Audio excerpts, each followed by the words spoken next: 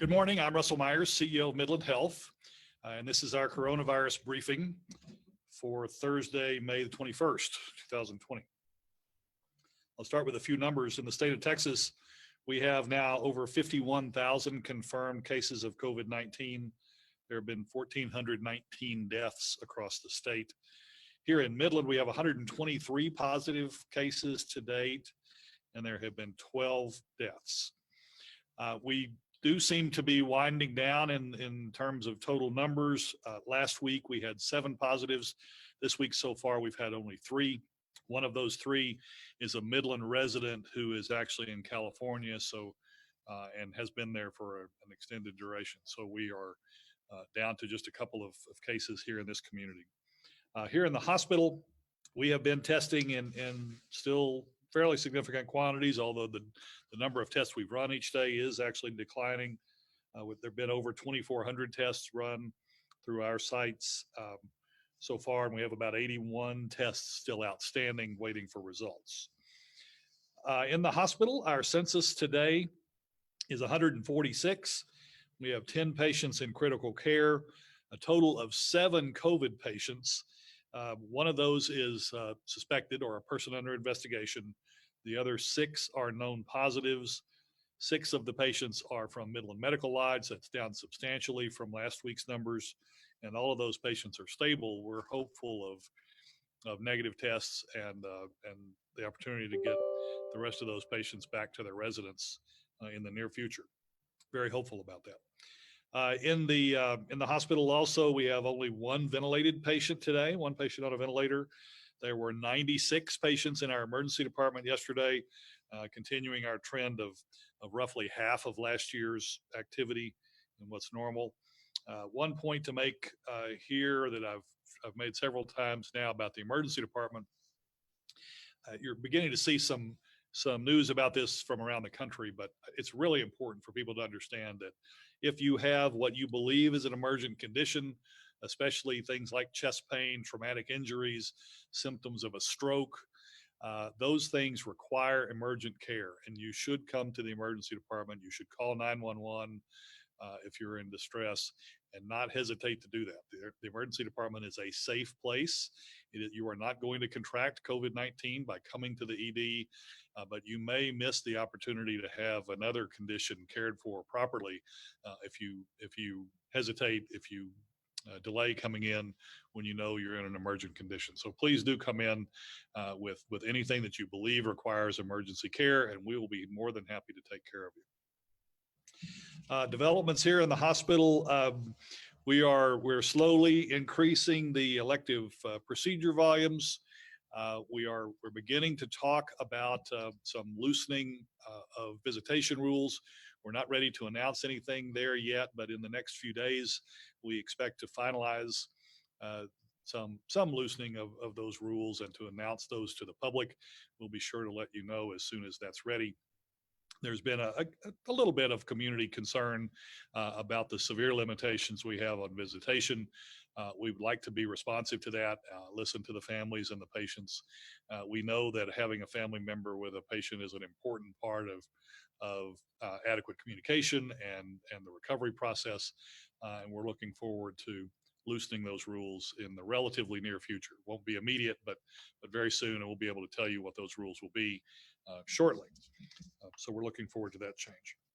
I think the most important new information we have today is to talk about plans for testing of nursing home patients. As I think is well known, last week the governor asked that nursing home patients and staff members across the state be tested if they had not already been tested. Over the next couple of days, that became a delegated responsibility of local fire and EMS services. And given that we have such a good positive relationship with our local fire and EMS and our health department, we chose immediately to work together to try to work out the most efficient way to accomplish the governor's directive. Over the last few days, our team here at Midland Health, along with leadership at Midland Fire and EMS and Midland Health Department, have worked also with the local nursing homes to work out what we believe will be a very effective system to assure that those tests are carried out in a timely fashion. Just to give you a general idea, the fire department remains the coordinator, and a key role for them is to assure that adequate supplies for testing and personal protective equipment to be used in each of the testing environments, that delivery of those supplies is coordinated with the state, and then we get what we need as soon as we can get it. Our team at Midland Health has been actively engaged with the nursing homes in our community for several weeks now. We're building on those relationships and working with each of the individual nursing homes on plans that make sense for them. In most cases, those nursing homes are able to perform the actual sample collection themselves with their own staff. We have provided training both in how to properly sample and in the proper use of personal protective equipment, the handling of the samples, et cetera. And our team is doing that on an ongoing basis. We're also helping the facilities to assess their physical environments, assuring that they have appropriately identified the best spaces into which patients can be isolated if they turn out to be positive, and making sure that there is no plan to send positive nursing home patients into the hospital for care unless they are sick enough to require hospitalization. If they can be handled in the nursing home in an isolated fashion, then that's everybody's preferred choice, and we're helping the nursing homes to assess their ability to handle those as well. So there are a total of 6 nursing homes in Midland. According to the state's records, you all know the Midland Medical Lodge story. Their testing has been completed. Part of the governor's order allowed for facilities that have tested residents and staff within 30 days not to have to redo that. And so the medical lodge is not required to participate in this process and redo all the testing that they've been doing over the past few weeks. We know that Manor Park is already pretty far down the road in getting their staff and residents tested. And the rest of the nursing homes in town are actively working with us on plans, which for the most part will include their own staff executing the sample collection. Finally, the fire department on the back end of that process, they're working on the front end to get supplies and testing material. On the back end, they're going to take ownership of the test delivery process, and the health department will be tracking the results as they do with all cases here in Midland County, contact tracing where it's appropriate, et cetera. So very much of a team effort to get this done. I continue to be very impressed and proud of the work that our team and the fire and EMS service and the health department are doing together.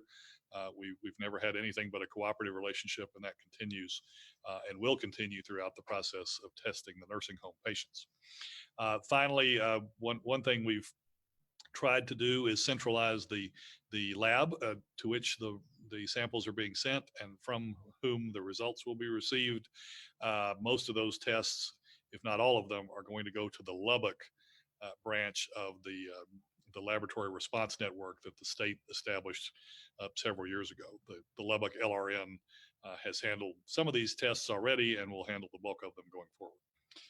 So that, I believe, is all of the prepared remarks that I have for this morning, and I'd be very happy to take questions if anybody has one.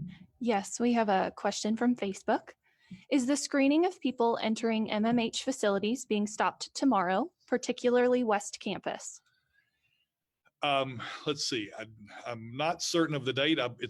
Whether it's tomorrow or after tomorrow, but we are in the process of dialing back the screening process. So the campuses that are away from the main hospital, the West Campus and the Legends Park office complex, I believe it's after the end of the day tomorrow, we will cease the screening processes at those campuses. Now, the occupants of those buildings will still have their own screening processes. So if you're going to a doctor that's got an office in the West Campus, if you're going to our physical therapy or imaging centers or one of the doctors at Legends Park, they will still have expectations for screening, for your health status, wearing a mask, asking you to stay in your car. for the most part until you're called for your appointment. Those things will continue, but the front door screenings are being shut down.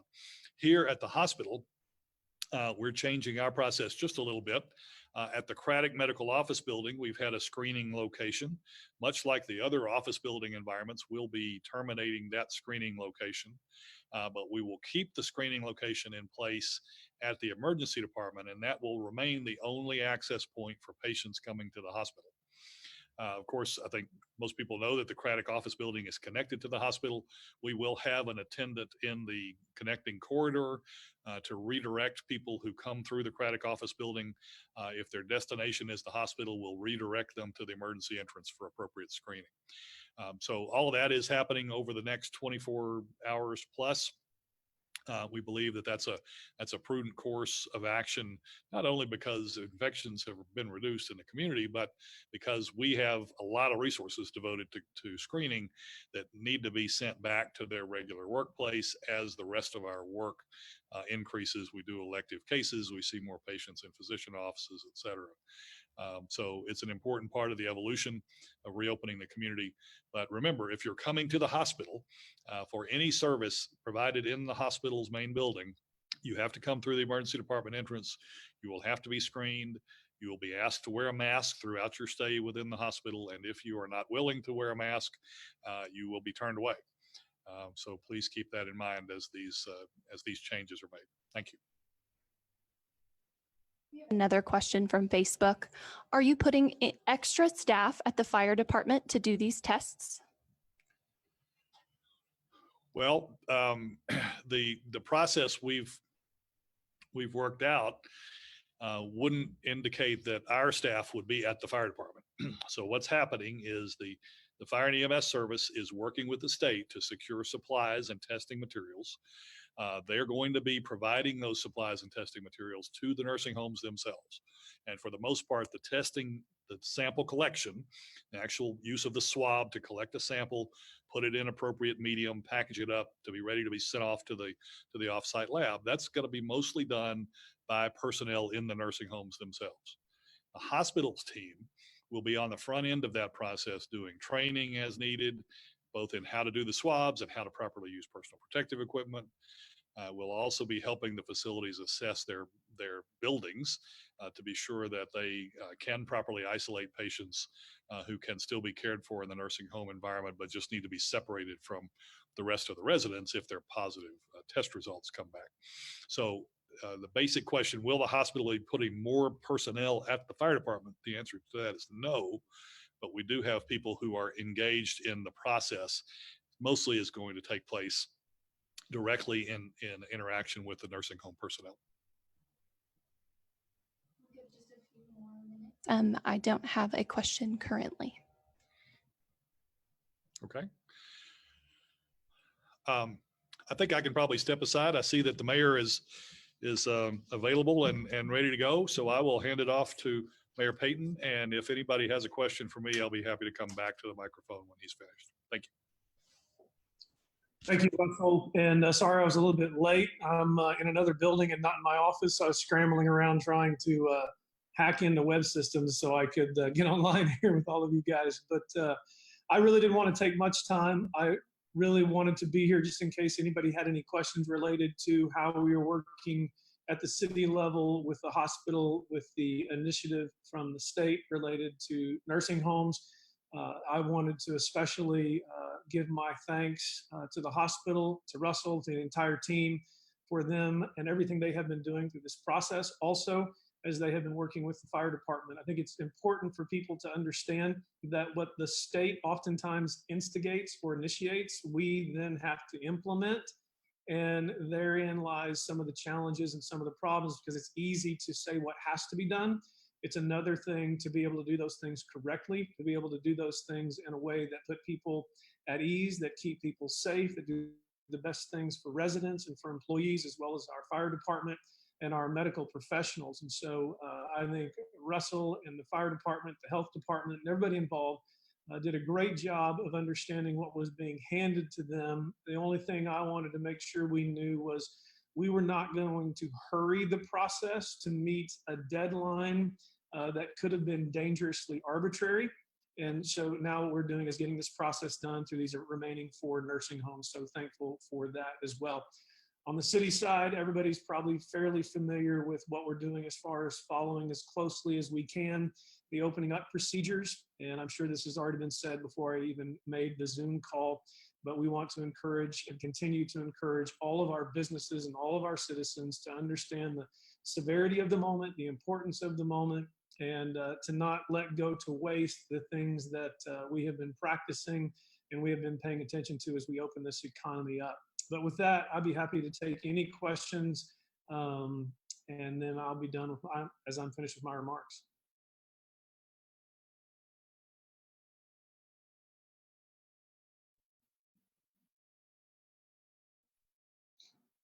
I guess there's no questions for me. I appreciate that.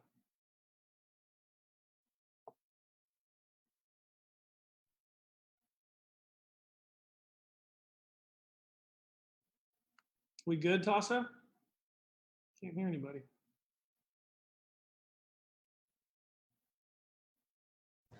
Oops. Hi, so sorry about that. We are going to give, we have a question. Ms. Patrick, can you tell us a little more about the process of Midland Fire helping with testing? Shane, I appreciate the question. I don't have much more to add than what Russell has already outlined. Really, the fire department came to all of us saying, what's going to be the best way for us to implement this process? And so really just working in partnership with the hospital, with their staff, making sure that the nursing homes are able to do the testing and be trained to do the testing. All of those are just working in partnership. Russell may have a little more detail to add to that, but it's really just a shared partnership between the fire department, the health department, working with the staff and crew at these, I just lost power in my office, the groups that are working in these nursing homes. Outside of that, that's basically the gist of the partnership, Shane. Yeah.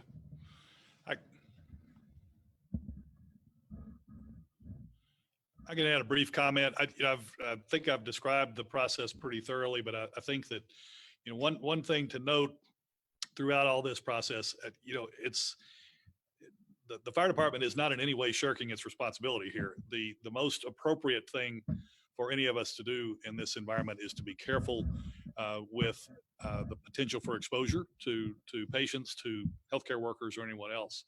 The nursing homes are the best equipped in every case to handle the testing. They know their staff, they know their patients. They're already working in that environment, introducing outside folks like EMTs from the fire department, like any large number of folks from our hospital, isn't necessarily a positive in any of these environments that are very well controlled and locked down right now. So we have worked together to try to do something that was smart and efficient. It could be handled by people who know their responsibilities and know the patients. And I think we've come up with a very good plan that all of us can participate in to get the best result in a timely and reasonable fashion. So I'm very proud of it, especially proud of the nursing homes. Every one of them has stepped up and said they're prepared to do their part to assure that we comply with these orders. So everybody's working very well together. I'm really pleased with what we've seen so far. Thanks, Russell. Looks like that's all we have. So I'll say thanks to everybody for tuning in this morning, and we'll sign off here today. The next briefing from the hospital is still to be determined. This upcoming Monday, when we would normally have our regular weekly briefing, is Memorial Day, and we'll not do it on Memorial Day, absent some severe crisis that may come up between now and then. We'll be back in touch with our Facebook friends and the media to let you know when we're ready to do the next one. Probably that will be in line with announcement of any changes in visitation policy that we'll be ready to do next week. So thank you very much.